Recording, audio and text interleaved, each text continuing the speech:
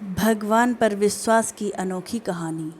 एक छोटे से गांव में एक रिक्शा वाला रहता था। उसका नाम सुनील और उसकी पत्नी का नाम अनीता था। सुनील बहुत ही दयालु और मन का सच्चा इंसान था। उसकी भगवान में श्रद्धा भी अटूट थी। कैसी भी परिस्थिति हो, उसका भगवान पर से भरोसा नहीं डगमगाता। वह रोज़ ऑटो रिक्शा चलाकर लोगों को उनके घर लेकर जाता था। छोटे बच्चों से लेकर बड़ों तक सभी से उसका बर्ताव अच्छा था। अच्छे स्वभाव की वजह से सैकड़ों लोग उसे पहचानने लगे थे। आधी रात भी अगर किसी को आवश्यक काम के लिए बाहर जाना पड़े तो वह नेक इंसान तैयार हो जाता था। रात के समय भी औरतें भरोसे के कारण इस रिक्शा चालक की रिक्शा में ना डरते हुए जाती थी। वो एक दयालु मन का इंसान था। सभी गांव वाले उसे बहुत प्यार करते थे। उसे 3 लड़कियां थीं, चांदनी, सलोनी और अंकिता। वह तीनों पढ़ाई कर रही थीं। बड़ी लड़की की पढ़ाई पहले से ही पूरी हो चुकी थी। सुनील ने अपनी बड़ी बेटी चांदनी की 12वीं तक पढ़ाई करवाई थी। बाकी की 2 लड़कियां पढ़ाई कर रही थीं। उम्र होते ही उसने अपनी बड़ी बेटी की शादी करने का निश्चय किया। भगवान ने दिया हुआ उसके पास जो भी था वो उसके लिए काफ़ी था। रिक्शा चालक ने अपनी बड़ी बेटी की शादी एक अच्छी जॉइंट फैमिली में तय की। उसके ससुराल वालों ने शादी की तारीख निश्चित की थी। रिक्शा चालक ने अपनी बेटी की शादी के लिए पैसे जमा करने के लिए रात दिन मेहनत की थी। उसने अपनी बेटी को गहने, कपड़े और शादी का सब सामान खरीद किया। वह अपनी बेटी की शादी का दिन देखने के लिए आतुर था। एक दिन वह भगवान के मंदिर में पूजा करने गया। मंदिर में पूजा करते हुए बोलने लगा, हे भगवान, मेरी बेटी की शादी जल्द होने वाली है। मेरी बेटी की शादी का सामान खरीदी करते समय मुझे कभी भी कोई कमी नहीं हुई। आपके दयालुपन से सब ठीक चल रहा है। सब सामान भी आ गया है, खाद्य पदार्थ भी पहुंच गए हैं। उसने इन सभी के लिए भगवान का उपकार माना और उन्हें धन्यवाद किया। शादी को 2-3 दिन बचे थे। वह अपनी बेटी के पास गया और बोला, मेरे पास तुम्हें देने के लिए ज़्यादा नहीं है, पर मैंने तुम्हारे लिए कुछ गहने लिए हैं। एक अच्छे परिवार में तुम्हारा हाथ सौंप रहा हूँ। लड़का अच्छा काम करता है, वहाँ तुम्हें किसी भी चीज़ की कमी नहीं होगी। लड़की यह दूसरों की संपत्ति होती है, उन्हें एक ना एक दिन ससुराल जाना ही पड़ता है। कभी निराश मत होना बेटा। आज मैं तुम्हें यह पाठ सिखा रहा हूँ।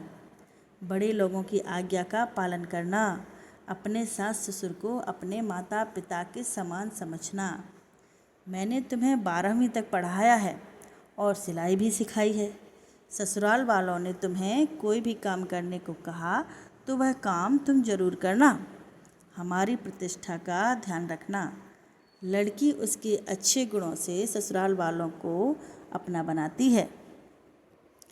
तुम्हारे सास और ससुर तुम्हें ताना मार रहे हों तो समझ लेना कि तुम्हारे खुद के माता पिता तुम्हें बोल रहे हैं। यह सब बातें वह रिक्शा चालक अपनी बेटी को समझा रहा था। समझाते वक्त उसकी आंखों में आंसू आ गए थे। घर में शादी का वातावरण था। घर में रिश्तेदारों की धूम थी। शादी को 3 दिन बाकी थे। रात में अचानक रिक्शा चालक के घर भीषण आग लग गई। रात को उसका पूरा घर आग के लपेट में आ गया। उसके घर में उसकी छोटी बेटी अंकिता पानी पीने के लिए उठी। उसने देखा कि आजू बाजू में सिर्फ धुआं ही धुआं है और उसने अपने माता पिता को जगाया। जागते ही सब आग लगी ऐसा चिल्लाने लगे, कोई तो हमें बचाओ। बड़ी मुश्किल से रिक्शा चालक ने पीछे की बालकनी में जाकर खंबे के सहारे से बालकनी के बाहर जाने का प्रयास किया। घर के सभी सदस्य को जैसे तैसे उसने बचा लिया, लेकिन आग में घर का सब सामान जलकर खाक हो गया। आग में शादी का सब सामान जलकर खाक हो गया था। जहाँ थोड़ी देर पहले खुशियाँ थीं, वहाँ का दृश्य अभी देखा नहीं जा रहा था। जिसने देखा उसकी आंखों में आंसू आने लगे। सब सोचने लगे, बेचारा अब क्या करेगा।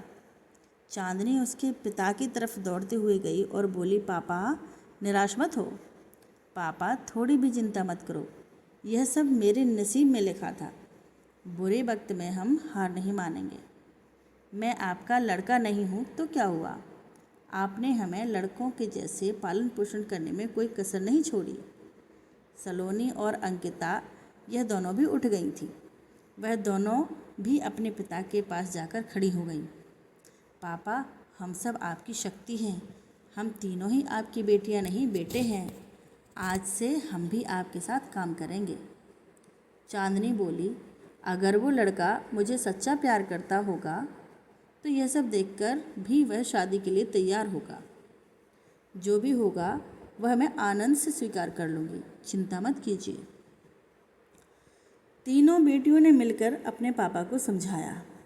आजू बाजू के सब लोग इकट्ठा हुए, साथ में बोल रहे थे कि ससुराल वालों को क्या जवाब दोगे। जो आया वह शोक व्यक्त करके चला जाता था। सुनील के घर के पास लोगों की भीड़ जमा हुई थी।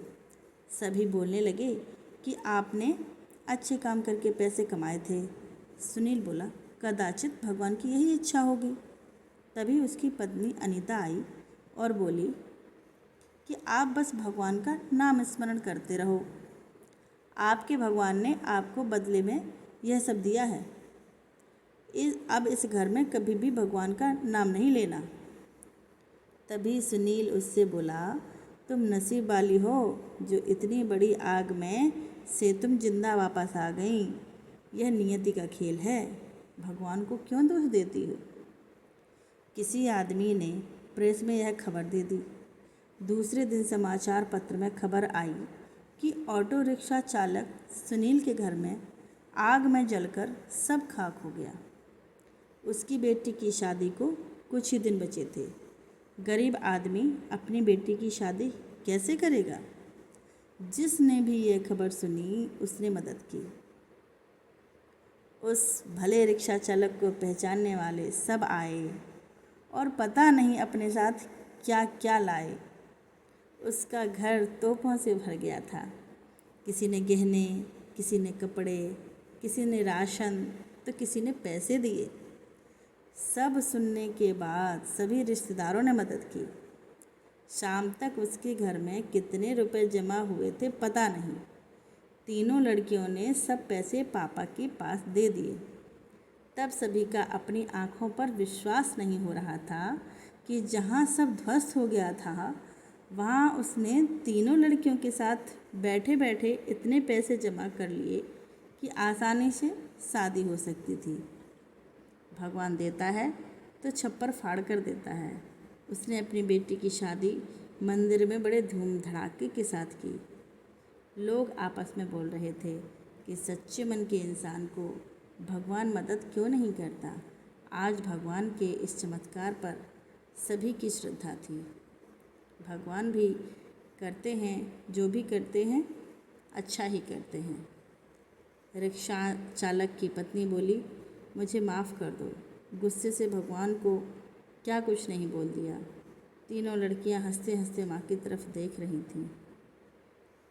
कुछ देर बाद जहाँ सब रो रहे थे वहाँ सबके चेहरे पर खुशी दिखी। भगवान सच्चे मनुष्य की सबसे कठिन परीक्षा लेने में कोई भी कसर नहीं छोड़ते हैं। सुनील और उसकी बेटियों ने संकट के समय में एक दूसरे का साथ दिया, अपना विश्वास डगमगाने नहीं दिया।